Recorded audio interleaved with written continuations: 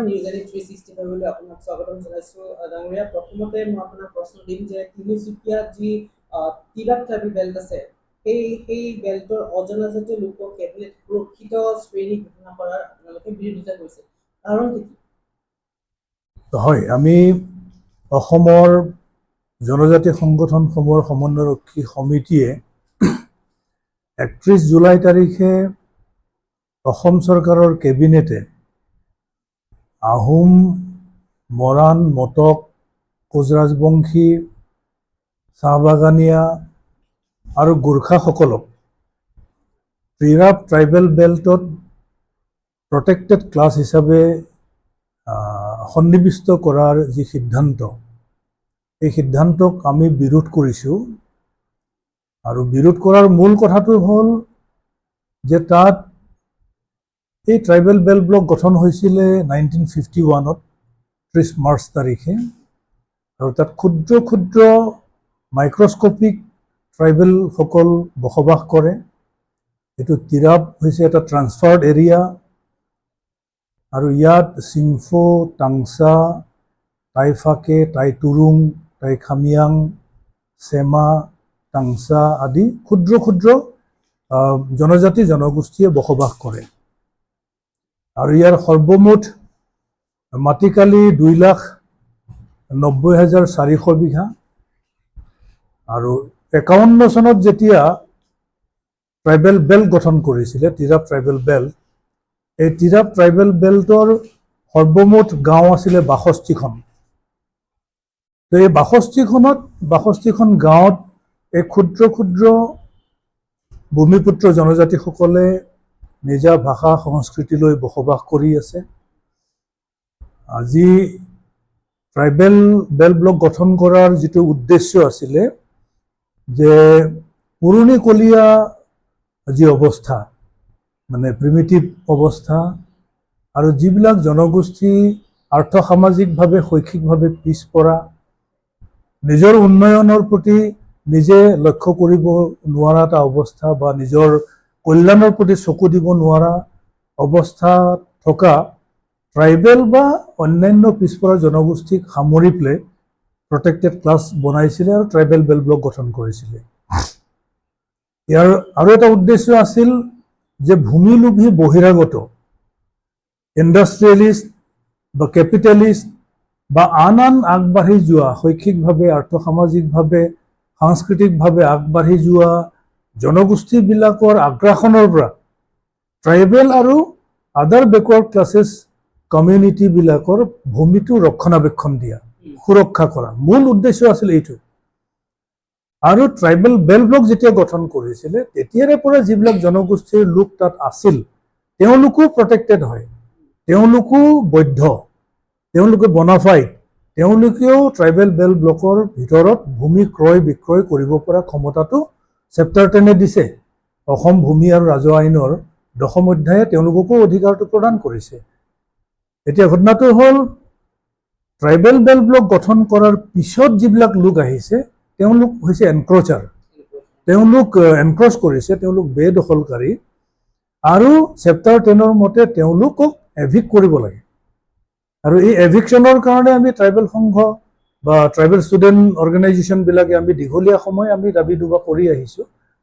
আৰু ইভেন 78/2012 যিটো PIL গুৱাহাটী উচ্চ ন্যায়ালয়ৰ প্ৰদ্যুৎ কুমাৰ বৰাই তৰা গোচৰ, এই গোচৰৰ 19 চনৰ যিটো শুনানি, সেই শুনানিটো যিমানখিনি এনক্ৰচমেণ্ট আছে সেইটো ৰিমুভ কৰিবৰ কাৰণে মহামান্য গুৱাহাটী উচ্চ ন্যায়ালয়ে এটা ৰায়দান দি থৈছে।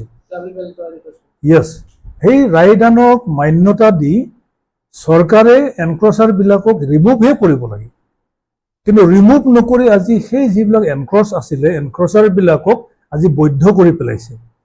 কেবিনেট ডিচিশ্যনৰ জৰিয়তে যিবিলাক বেল্ট ব্লক গঠনৰ পিছত এনক্ৰচ কৰিছিলে সেই এনক্ৰচাৰবিলাকক আজি লিগেলাইজ কৰিছে। সেইটোত আমি বিৰোধিতা কৰিছোঁ আৰু আমি কৈছোঁ যে এইটো পুনৰীক্ষণ কৰিব লাগে, এই ডিচিশ্যনটো ৰিভিউ কৰিব লাগে। আৰু তাত যদি কোনোবাই গাঁও পাতি বসবাস কৰি আছে, এতিয়া 2-এঘৰটো আগত আছিল, বা আজি কোচ ৰাজবংশীয়ে হওক বা গোৰ্খাই হওক বা নেপালী গ্ৰেজিয়াৰ এণ্ড কাল্টিভেটৰ হিচাপে তেওঁলোক কাল্টিভেটৰ এণ্ড গ্ৰেজিয়াৰ অৰ্থাৎ কৃষক আৰু গোপালক তেওঁলোক ট্ৰাইবেল বেল্টত অলৰেডি প্ৰটেক্টেড হয়।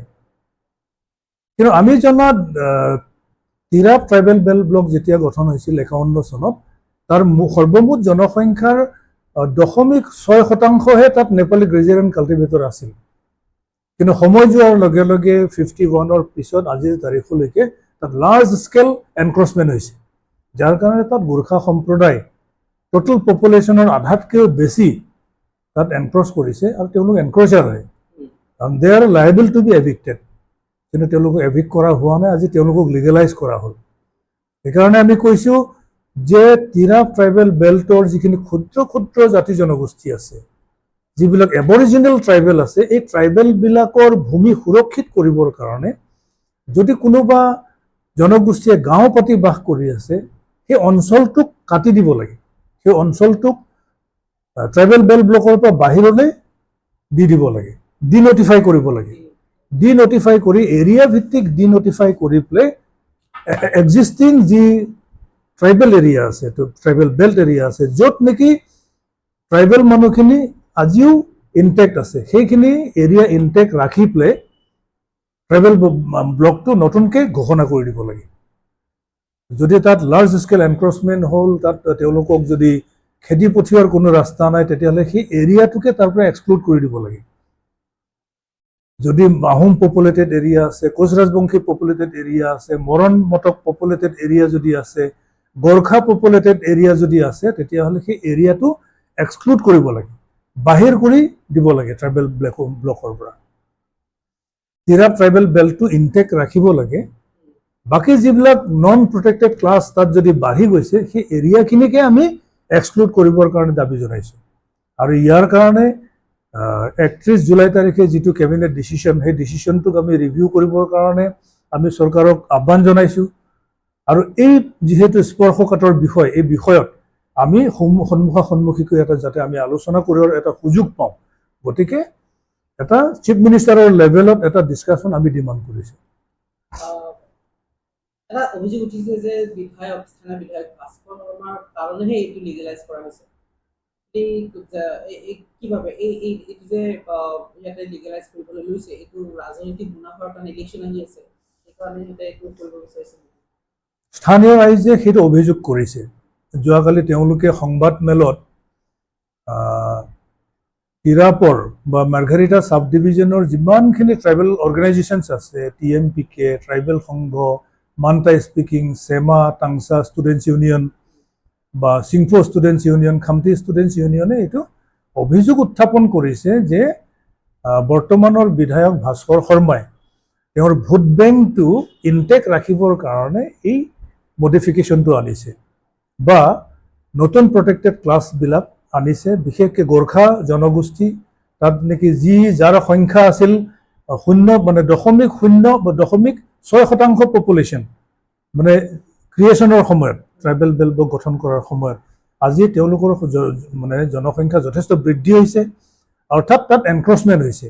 যে এনক্ৰচাৰখিনিক বৈধ কৰিবৰ কাৰণে কেবিনেট ডিচিশ্যনটো গ্ৰহণ কৰা বুলি তাৰ স্থানীয় ৰাইজে, স্থানীয় দল সংগঠনবিলাকে এই অভিযোগটো উত্থাপন কৰিছে। এতিয়া মই আহোঁ উচ্ছেদলৈ, যিটো আপোনাৰ উচ্ছেদ চলি আছে বিভিন্ন ঠাইত। এই ট্ৰাইবেল বেল্টত দেখিব পোৱা গৈছে যে বহুতে ডিমাণ্ড কৰি আছে এই বহিৰাগত বনিয়া বা যিবিলাক ইণ্ডাষ্ট্ৰিজ আছে, সিহঁতকো কিয় চৰকাৰে ট্ৰাইবেল বেল্টৰ উলিয়াই নিদিয়ে। চিমেণ্ট কোম্পানী, সোণাপুৰৰ যিবিলাক চিমেণ্ট কোম্পানী আছে, ট্ৰাইবেল বেল্টৰ উলিয়াই দিব লাগে। তো CCTৰ ফালৰ পৰা আপুনি কি ক'ব, এই ট্ৰাইবেল বেল্টটো কৰিব লাগে নে উন্নতিৰ ফালে যাব লাগে, ইণ্ডাষ্ট্ৰিজ বঢ়াব লাগে, নে বেল্টটো সংৰক্ষিত কৰি উচ্ছেদ কৰিব লাগে? প্ৰথম কথাটো হ'ল অসম চৰকাৰে ৰিজাৰ্ভ ফৰেষ্টবিলাকত যিটো এভিকশ্যন ড্ৰাইভ কৰিছে,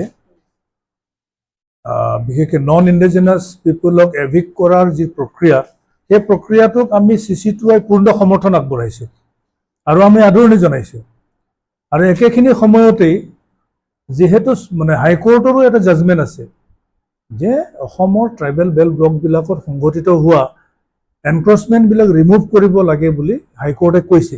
আৰু নিৰ্দিষ্ট সময়সীমাৰ ভিতৰত এইটো এভিকশ্যনটো কৰিব লাগে বুলি কোৰ্টে ৰায়দান দিছে আৰু সেই ৰায়দান বেদখলটো উচ্ছেদ কৰিবৰ কাৰণে আমি দাবী জনাইছোঁ।